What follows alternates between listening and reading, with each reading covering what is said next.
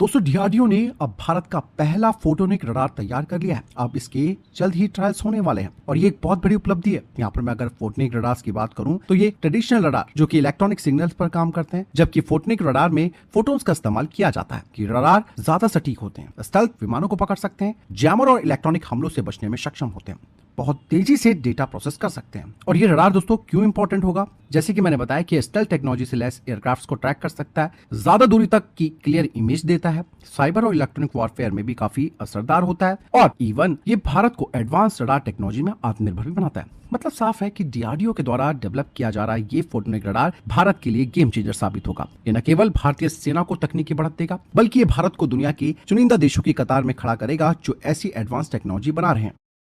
दोस्तों भारत अब अपने एयर डिफेंस तैयारियों को काफी तेजी से बढ़ा रहा है, जिसमें कि 7 स्क्वाड्रन प्रोजेक्ट कुशा की होंगी, 5 स्क्वाड्रन S-400 की और हो सकता है कि S-500 की 2 स्क्वाड्रन होंगी। मतलब साफ है कि इसके जरिए भारत की जो हवाई सीमाएं हैं वो लोहे की दीवार जैसी हो जाएंगी। फिर पाकिस्तान हो या चाइना, इनका कोई भी फाइटर जेट और मिसाइल हो वो भारतीय क्षेत्र को पार नहीं कर पाएगा। और इसका सबसे बड़ा फायदा दोस्तों एक और होगा कि पाकिस्तान को अपनी एयरफोर्स को ईरान बॉर्डर तक सीमित करना पड़ेगा, यानी कि भारत के बॉर्डर की ओर झांकना इनके लिए मुश्किल हो जाएगा। और इस तरीके की एयर डिफेंस तैयारियों से पाकिस्तान की एयरफोर्स पर बड़ा प्रेशर पड़ेगा और आने वाले वक्त में पाकिस्तानी एयरफोर्स की उड़ानें सिर्फ अपने आप को बचाने के लिए होंगी, हमला तो करना दूर की बात रहेगी इनके लिए।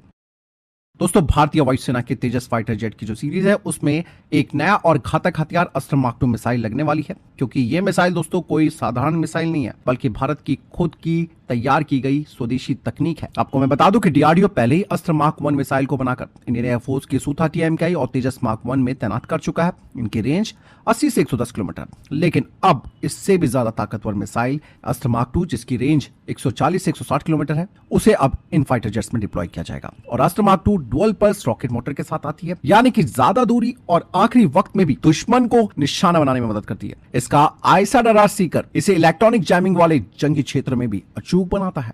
और इवन ये सस्ती और घातक मिसाइल होगी। अगर मैं कंपेयर करूं यूरोपीय MBDA मिट्योर मिसाइल से जो लगभग 25 करोड़ रुपए की एक मिसाइल आती है, ऐसे में अस्त्र मार्क 2 केवल 7 से 8 करोड़ रुपए में बन रही है, और वो भी भारत में ही। मतलब साफ है कि इससे हमारा पैसा भी बचेगा, हमारी क्षमता भी डबल हो जाएगी। और तेजस फाइटर जेट में अस्त्र मार्क 2 का लगने का मतलब आप समझिए कि भारतीय वायुसेना की ताकत काफी बढ़ जाएगी। और इस मिसाइल का सीधा मुकाबला चाइना की PL-15 और पाकिस्तान की JF-17 ब्लॉक 3 जैसे फाइटर जेट्स के साथ होगा।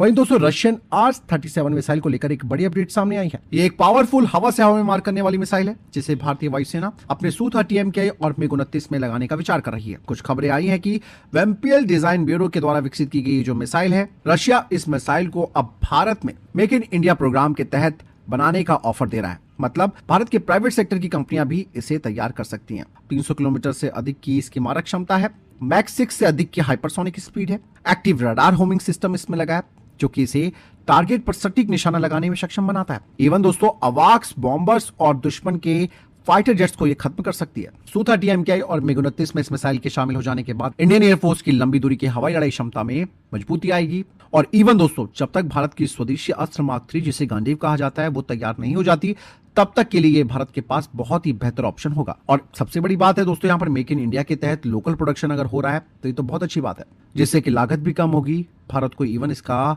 रशिया टेक्नोलॉजी ट्रांसफर भी करेगा, प्राइवेट सेक्टर की कंपनियां भी इसके प्रोडक्शन को बढ़ाएंगी।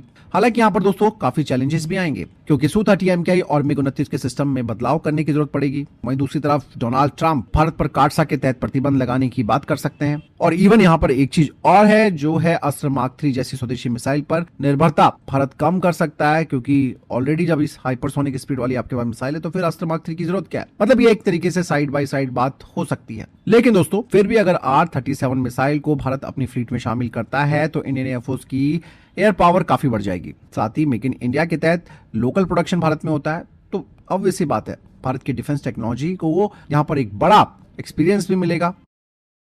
वहीं दोस्तों लाइट कॉम्बैक्ट हेलीकॉप्टर प्रचंड पर अब स्वदेशी इलेक्ट्रॉनिक वॉरफेयर सूट लगाया जा रहा है, और ये एडवांस सिस्टम डीआरडीओ के द्वारा विकसित किया गया है। और अब ये विदेशी सिस्टम जैसे कि साप का IDA सिस्टम है उसकी जगह लेगा। डीआरडीओ का ये जो इलेक्ट्रॉनिक वॉरफेयर सूट है दोस्तों, ये सिस्टम हेलीकॉप्टर को दुश्मन के रडार, मिसाइल्स और लेजर गाइडेड हथियारों से बचाने में मदद करता है। इसमें रडार वार्निंग रिसीवर है, यानी कि दुश्मन के रडार का पता लगा सकता है। मिसाइल अप्रोच वार्निंग सिस्टम है, यानी कि आने वाली मिसाइल की पहचान कर सकता है।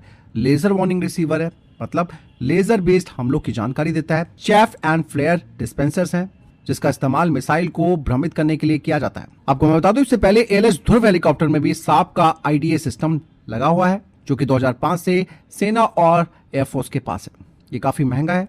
सप्लाई में विदेशी निर्भरता हमारी इस पर बनी हुई थी। भारत की जरूरतों के हिसाब से इसे कस्टमाइज करना काफी मुश्किल था, लेकिन DRDO का स्वदेशी सिस्टम जो भारत में बना है, कम लागत में उपलब्ध है। जरूरत के मुताबिक आप इसे अपग्रेड कर सकते हैं। यानी कि LCS प्रचंड में DRDO का इलेक्ट्रॉनिक वॉरफेयर सूट लगना एक बड़ा स्टेप माना जा सकता है। इससे न सिर्फ हेलीकॉप्टर की सुरक्षा बढ़ेगी, बल्कि भारत की डिफेंस सिस्टम में आत्मनिर्भरता भी मजबूत होगी। दोस्तों, भारत और फ्रांस की दोस्ती आप एक अलग लेवल पर आप समझिए। हम फ्रांस को रशिया के बाद दूसरा अपना भरोसेमंद पार्टनर मानते हैं, लेकिन अब फ्रांस की तरफ से अब उसके जो सुर है ना, वो बदलते हुए दिख रहे हैं। इवन दोस्तों, अब तो चीजें हाई लेवल पर पहुंच गई हैं। जैसे कि आप सबको मालूम भी है कि भारतीय नौसेना 26 राफेल मरीन फाइटर जेट इनसे खरीदेगी। लेकिन दोस्तों, यहाँ पर भारत ने कहा था कि भाई इन फाइटर जेट्स में DRDO के द्वारा डेवलप किया गया जो उत्तम ISRR है उसे लगाया जाए। लेकिन फ्रांस की दासो एविएशन ने इसे सिरे से खारिज कर दिया है। मतलब साफ है कि अब मजबूरन भारतीय नौसेना को थेल्स का RBE-2 ISRR ही अपनाना पड़ेगा। यहाँ पर इंडियन नेवी की भी ये काफी डिमांड थी कि जो हमारा उत्तम ISRR है, ये गैलियम नाइट्राइड टेक्नोलॉजी पर बेस्ड है, जो कि पुराने गैलियम आर्सेनाइड बेस्ड रडार से ज्यादा पावरफुल है, सटीक है और जैमिंग रेजिस्टेंट होता है। इसमें 912 ट्रांसमिट ऑब्लिक रिसीव मॉड्यूल्स हैं, जो कि इसे थेल्स के RBE-2 से बेहतर बनाते हैं। इवन ये भारत का स्वदेशी रडार भारतीय हथियारों जैसे कि NASAMR, अस्त्र मार्क 2 और अस्त्र मार्क 3 के साथ बेहतर तरीके से काम कर सकता है। यहाँ पर फ्रांसीसी कंपनी डासो इस सब का विरोध क्यों कर रही है? सबसे पहली बात तो डासो का कहना है कि भैया उत्तम ISRR लगने से राफेल के मिशन कंप्यूटर में बदलाव करना पड़ेगा, यानी चेंजेस करने पड़ेंगे, जिसमें करीबन 3 साल का समय लगेगा और कई टेस्टिंग होगी। इसके अलावा उन्होंने कहा कि रडार बदलने से पूरे एयरक्राफ्ट को फिर से टेस्ट करना होगा, जिससे डील की लागत और टाइम दोनों बढ़ जाएंगे। इवन यहाँ पर मैं आपको बता दूं कि थेल्स और दासो अपने सिस्टम की टेक्नोलॉजिकल जो जानकारी है वो साझा करने से डर रहे हैं, जिससे कि बाद में जो दूसरे उनके ऑपरेटर्स हैं वो भी इस बदलाव के लिए डिमांड कर सकते हैं, जिससे कि फ्रांस को नुकसान होगा। डासो का इवन ये भी कहना है कि RBE-2 रडार पहले से ही 200 किलोमीटर रेंज और मिट्योर जैसी एडवांस मिसाइलों के साथ काम करता है, जो कि कई युद्ध अभियानों में टेस्ट भी हो चुका है। इसीलिए इसे ही इस्तेमाल करना ज्यादा सुरक्षित है। मतलब हमें डिपेंडेंसी देखो किस लेवल पर पहुंचती है। जो वो ये सब चीजें गिना रहा है वो मानना पड़ेगा। यहाँ पर भले ही डासो एविएशन के सारे पॉइंट्स ठीक भी हो सकते हैं, लेकिन पूरी तरीके से भी नहीं। इवन भारतीय नौसेना चाहती थी कि राफेल M में वही रडार लगे जो भविष्य में आने वाले तेजस मार्क 2, इवन MiG-29 के अपग्रेड और TED-BF पर लगने वाले हैं, क्योंकि इससे भारतीय नौसेना के लिए मेंटेनेंस, ट्रेनिंग और लॉजिस्टिक काफी आसान हो जाता और स्वदेशी हथियारों को उत्तम रडार के साथ सीधे तरीके से जोड़ा जा सकता है। लेकिन थेल्स RBE-2 में ऐसा करने के लिए डासो की परमिशन लेनी पड़ेगी, जिसमें पैसे भी खर्च होंगे। ये एक बड़ा झटका है दोस्तों भारत के स्वदेशी उत्तम ISRR के लिए। इसीलिए यहाँ पर सारा का सारा पलड़ा जो है वो डासो के पक्ष में जाता है। लेकिन अगर दोस्तों हमारा TED-BF प्रोग्राम तैयार होता है, टाइम से पहले बनता है, उसमें हम अपने स्वदेशी रडार को लगा सकते हैं। फिर हमें किसी की आनाकानी या फिर किसी की ये जो तकनीकी बाधाएं, पता नहीं क्या क्या चीजें इन्होंने बताई हैं, जो मैंने आपको अभी एक्सप्लेन भी करी है, वो सब यहाँ पर मेंशन करने की हमें किसी के आगे झुकना नहीं पड़ेगा। यानी कि खुद के एयरक्राफ्ट पर खुद का रडार लगाने से भारत को फिर कोई रोक नहीं पाएगा।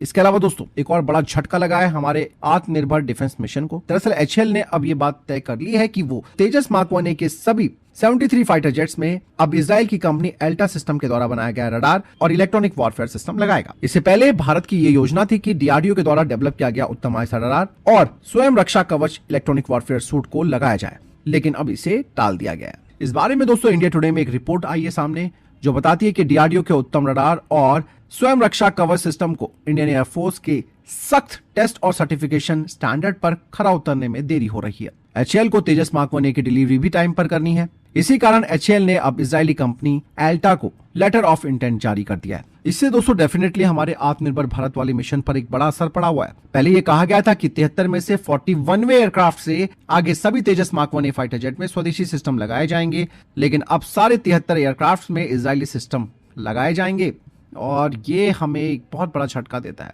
हालांकि इस फैसले से भारत को दो बातें समझनी जरूरी हैं। पहला, ऑपरेशनल रेडीनेस और समय पर डिलीवरी जरूरी करना, खास करके तब जब इंडियन एयरफोर्स पुराने एयरक्राफ्टों से जूझ रही है। दूसरा, स्वदेशी टेक्नोलॉजी को टाइम पर तैयार करना और सर्टिफाई करना जरूरी है, वरना ऐसे फैसले बार बार हमें दोहराने पड़ सकते हैं। भविष्य में उम्मीद कर सकते हैं कि डीआरडीओ के उत्तम आईएसआरआर और स्वयं रक्षा कवच इलेक्ट्रॉनिक वॉरफेयर सिस्टम को अपग्रेड करके तेजस मार्क 1, मार्क 2 और अन्य भारतीय प्लेटफॉर्म्स में शामिल किया जा सके। फिलहाल इस बारे में आपकी क्या राय है, मुझे कमेंट सेक्शन में लिखकर जरूर बताएगा। तो ये था अभी तक के टॉप डिफेंस अपडेट। वीडियो के सामने कोई प्रश्न जवाब आपको कोई सवाल है कमेंट सेक्शन में लिखकर जरूर पूछ सकते हैं। वीडियो को लाइक और शेयर कीजिएगा। जय हिंद, वंदे मातरम।